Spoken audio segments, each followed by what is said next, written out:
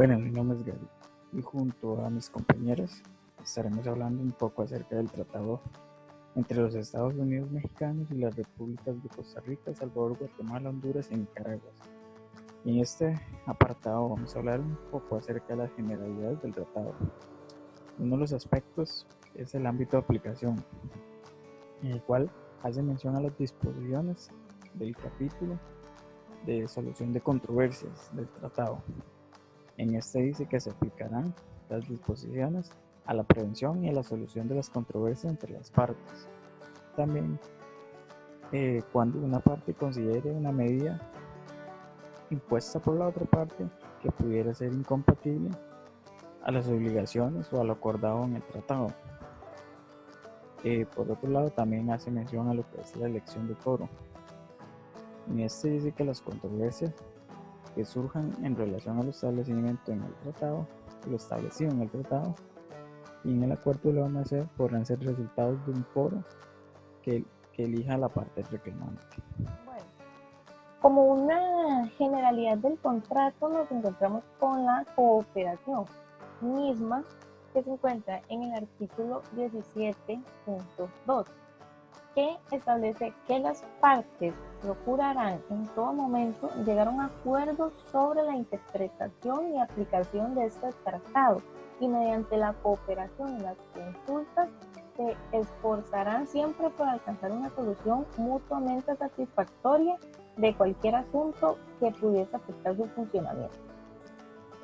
Referente a las mercancías perecederas, en el artículo 17.7 se establece que en las controversias relativas a mercancías perecederas, los plazos establecidos en el capítulo serán reducidos a la mitad, sin perjuicio de las partes contendientes de común acuerdo desean modificarlo.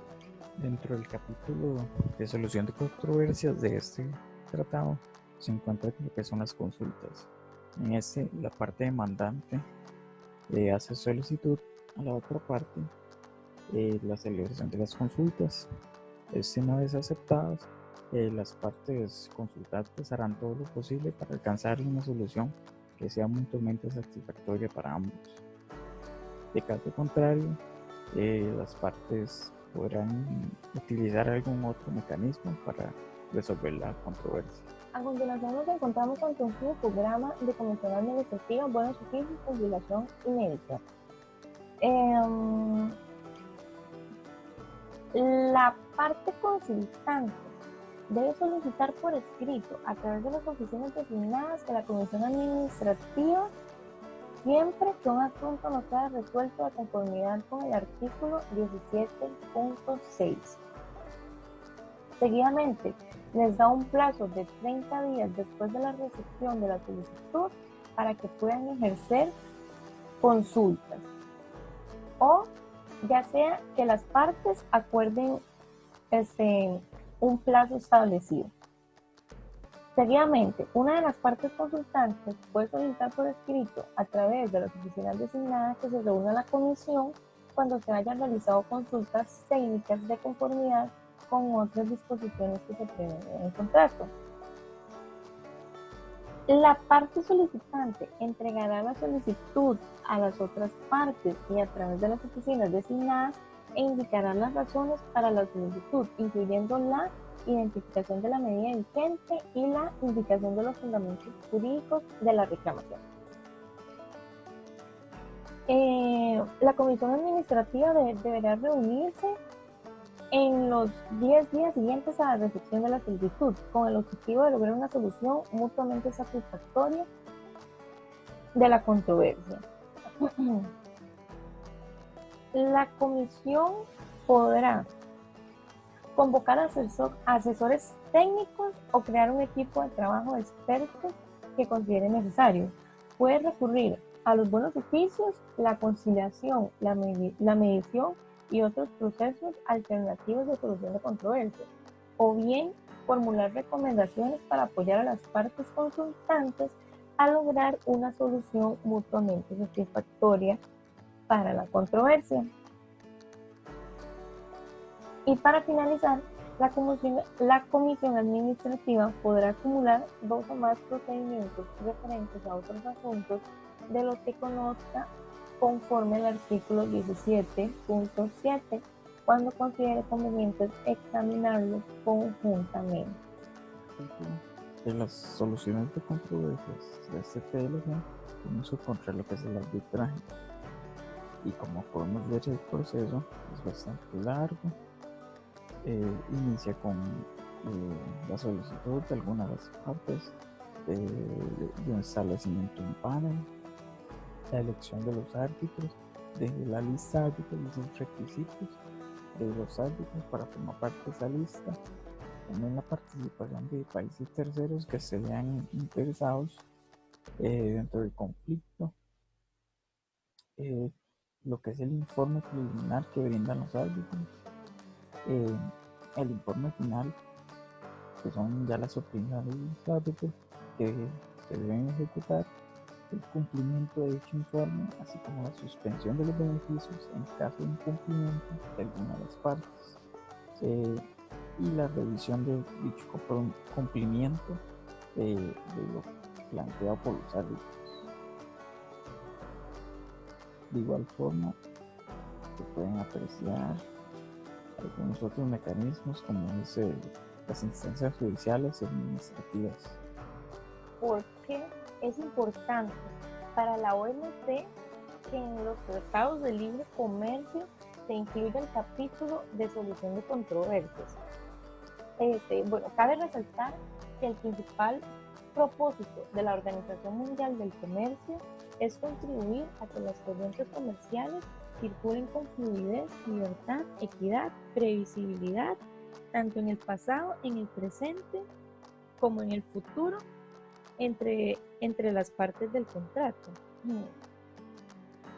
Es importante que se incluyan en los TLC el capítulo de solución de controversias, en primera instancia, para asegurar que se cumpla lo acordado por las partes, y de no ser así, tener claro el proceso que se va a llevar a cabo y por qué medios es que se van a ejecutar las soluciones que se estipularon en caso de controversia. Además, les brinda la confiabilidad tanto a la organización y a las partes de que las relaciones comerciales se van a ejecutar de forma transparente.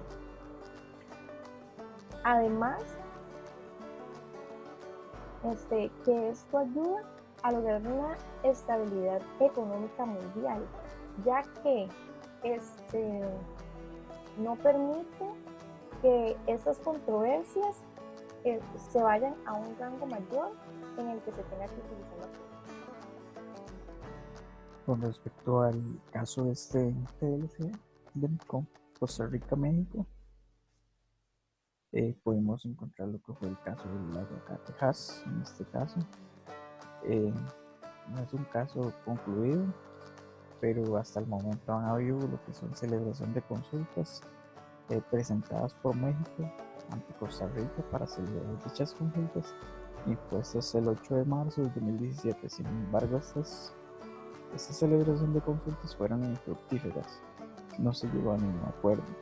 Posterior a eso, México hace solicitud de lo que es el establecimiento de un grupo especial para resolver esto en lo que respecta ante la OMC. Para el año 2019, el 16 de mayo específicamente, se da lo que es el establecimiento del grupo especial a petición de México, en el cual Costa Rica es partícipe, y se elige y se establece lo que es el dicho panel.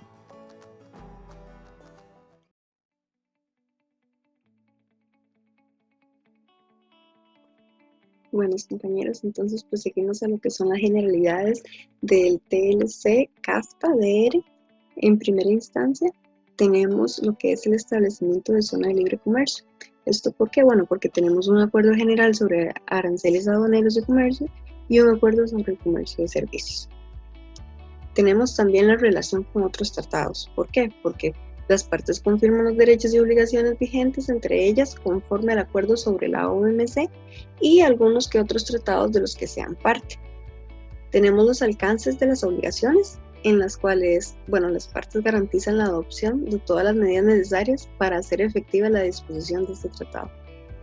Tenemos la cooperación, donde las partes procuran en todo momento llegar a un acuerdo sobre la interpretación y la aplicación de este tratado. El ámbito de aplicación es, salvo que se disponga otra cosa, siempre se va a buscar la prevención o la solución de todas las controversias entre las partes relativas a la aplicación o interpretación de este tratado. La elección del foro es cualquier controversia que surja en relación en este tratado y en otro tratado de libre comercio del que las partes correspondientes sean parte, podrá ser resuelta en el foro que escoja la parte reclamante, claramente. Y en cuanto al último aspecto, que son los objetivos, podremos hablar de ellos que, bueno, todo TLC, ¿verdad?, sirve para estimular la expansión y diversificación del comercio, también para promover las condiciones de competencia de la zona de libre comercio, también crear procedimientos eficaces para la aplicación y el cumplimiento de este tratado, como otras que existan. En la conceptualización, compañeros, aquí son los diferentes procesos de solución de controversias que tiene el tratado de CAFTA-DR, ¿verdad? Entonces, en primera instancia tenemos la consulta. ¿Por qué? Bueno, porque aquí las partes pueden pedir la opinión, información y asesoramiento para no llevarlo a instancias mayores. Claramente, esta parte es solo entre un Estado y otro Estado, o un inversionista y el Estado. Claramente aquí creo que en este flujograma está muy bien explicado el procedimiento que este TLC toma. Cualquier duda creo que nos las podemos hacer saber mediante un foro, y si no, pues pueden detener el video y ver claramente cuál es el procedimiento a seguir. En caso de que una consulta no funcione, recurrimos ahora sí a los buenos oficios, a la conciliación y mediación. Entonces, ¿qué pasa en este caso? Bueno, simplemente tenemos a una persona, como ya sabemos, que va a actuar como mediador o conciliador sin imponer nada, simplemente va a hacer que las partes concuerden entre sí y ellas mismas den una solución a la controversia. Podemos notar que tenemos que, después de solicitar por escrito a la comisión que se reúna dentro ya sea de 60 días, igual después de la entrega de las consultas, o 15 días, o cualquier otro plazo que se acuerde, una de las partes consultantes podrá solicitar por escrito que se reúna la comisión cuando haya realizado consultas laborales cooperativas, ambientales colaborativas o comité de obstáculos técnicos al comercio, ¿verdad? Y así sucesivamente hasta que llegamos a un fin donde la comisión puede acumular 2 o más procedimientos referentes a otros asuntos de los cuales conozca conforme al artículo 20.5 y que considere conveniente examinarlas conjuntamente. Pasamos a un proceso más drástico, podemos llamarlo. ¿Por qué? Porque ya recurrimos al proceso del arbitraje, es decir, ya aquí vamos a formalizar bien las cosas, no como una consulta, sino que al final de este proceso se va a tener un laudo, el cual tiene que ser obligatorio para ambas partes. Entonces, como todo arbitraje que ya sabemos de este procedimiento, vamos a tener lo que es cómo se va a iniciar. Tenemos que tener una lista de árbitros, los requisitos, la selección del grupo arbitral, las reglas, las participaciones de terceros, las funciones de expertos. He aquí la funcionalidad de algunos peritos, ¿verdad? Se da un informe final, después se tiene que dar el cumplimiento de ese informe final. Puede haber suspensiones de beneficios, no se sabe, depende de los casos. Y tenemos un incumplimiento en ciertas controversias. Bueno, ¿qué pasa aquí? Bueno, simplemente la contribución monetaria, las partes reclamantes podrán, mediante notificación escrita a la parte demandada, demandar el pago de contribuciones monetarias. A ese tipo de cosas me estoy refiriendo. Y como podemos observar aquí arriba, tenemos una revisión quincenal, que es cuando la comisión revisa el funcionamiento y la efectividad a más tardar 5 años después de la entrada a vigor de ese TLC. Finalmente, otro de los procedimientos internos, a nivel interno de la solución de controversias comerciales, tenemos las instancias judiciales y administrativas internas.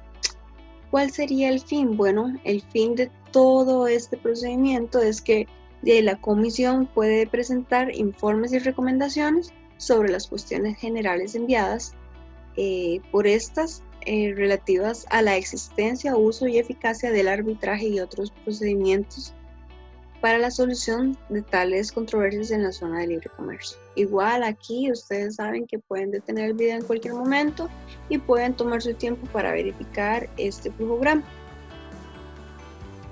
Un aspecto importante dentro del documento que se realizó para la elaboración de esta presentación es la importancia del TLC al seno de la OMC.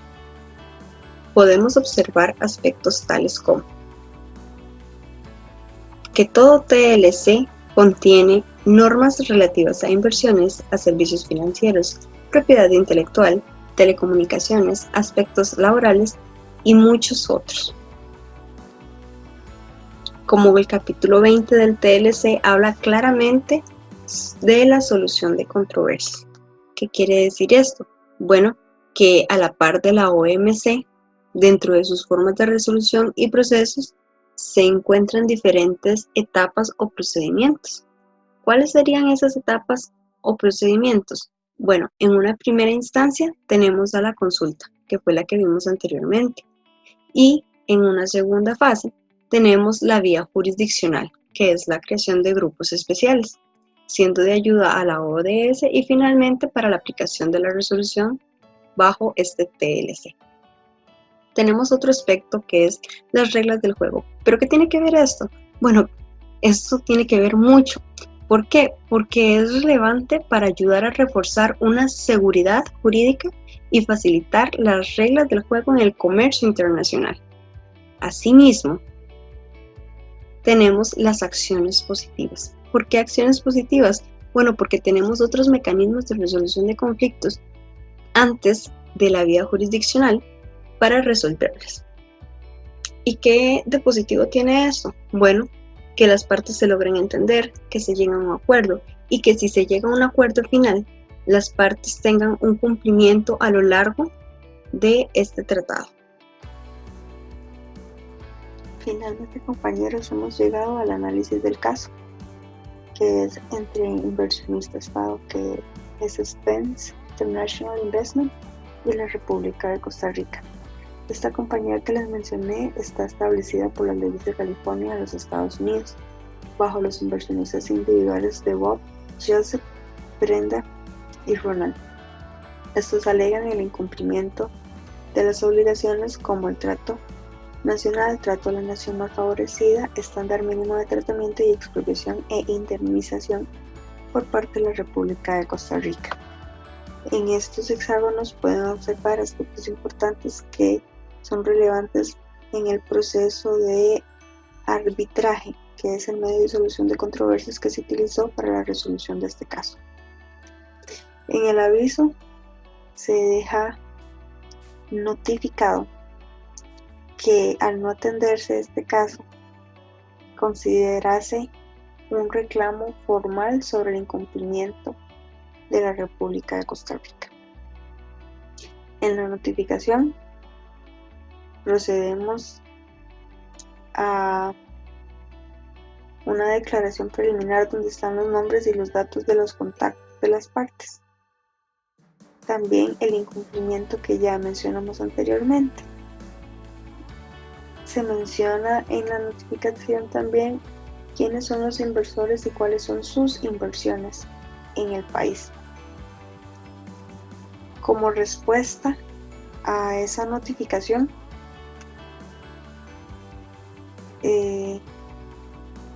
se deja dicho que los demandantes, en este caso que el inversionista, la compañía inversora, ¿verdad?, alega que se está violando el artículo 10.7, que es sobre la expropiación y compensación del CAFTA. También asimismo se deja dicho en la notificación que Costa Rica rechaza las alegaciones de la compañía, puesto que se hace pasar por inocente en las obligaciones del CAFTA de ella. Asimismo se deja estipulado el lenguaje puesto que en el momento no se resolvió nada, entonces se propuso que los idiomas de procedimientos fueran inglés y español. El número de árbitros sí se decidió bien, se contó con 3 para el tribunal.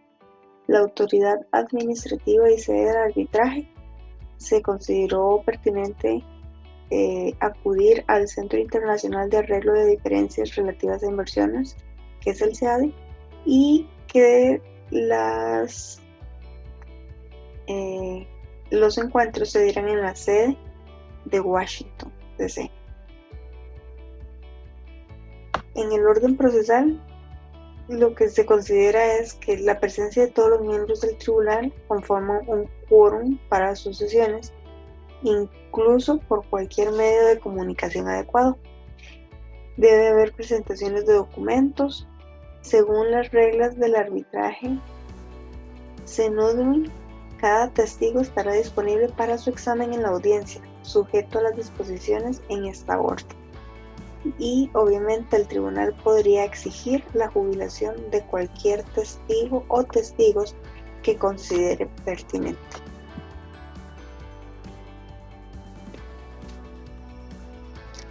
En esta otra pantalla podemos observar procesos del arbitraje.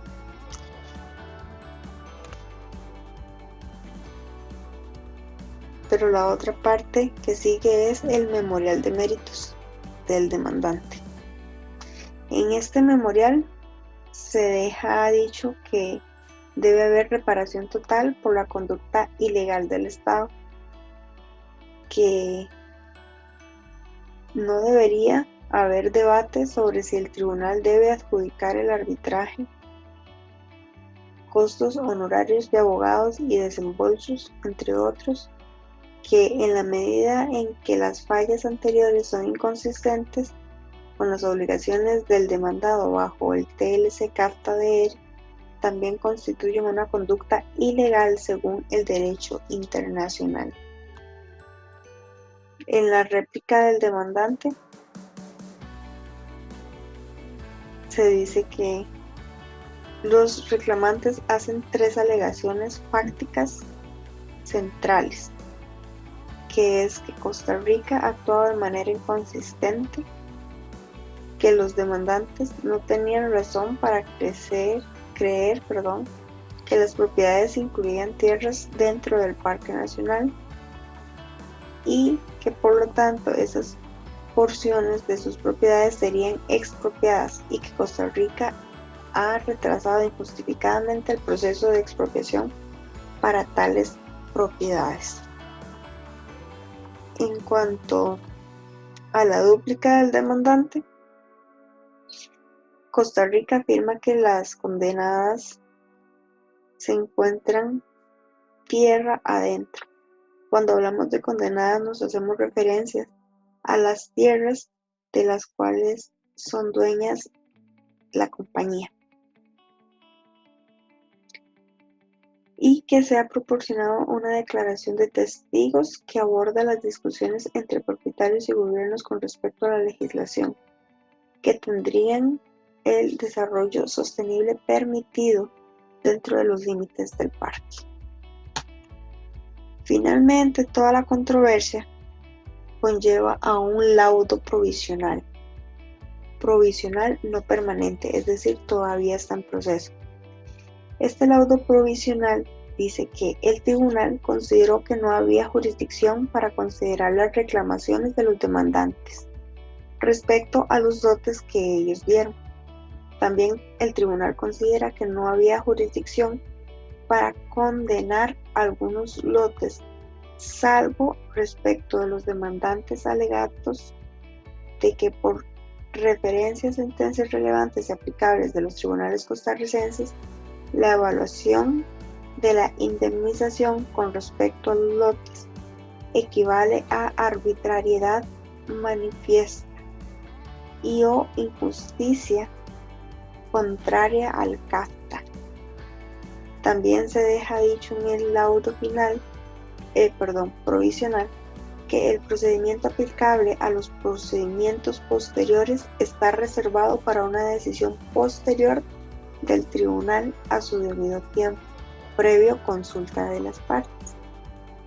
Y finalmente, que los demandantes y el demandado, es decir, que la compañía y la República de Costa Rica, cargarán con sus propios costos, incluidos los de los abogados, honorarios y gastos, y asumirá igualmente la mitad de los honorarios y gastos del tribunal y la Secretaría con respecto a los procedimientos hasta la fecha, sin perjuicio de la posibilidad de una distribución diferente de costos, tarifas y gastos con respecto a cualquier fase futura de este procedimiento. Y con esto, compañeros, hemos dado conclusión a nuestra presentación. Espero que hayan entendido y muchas gracias por su atención.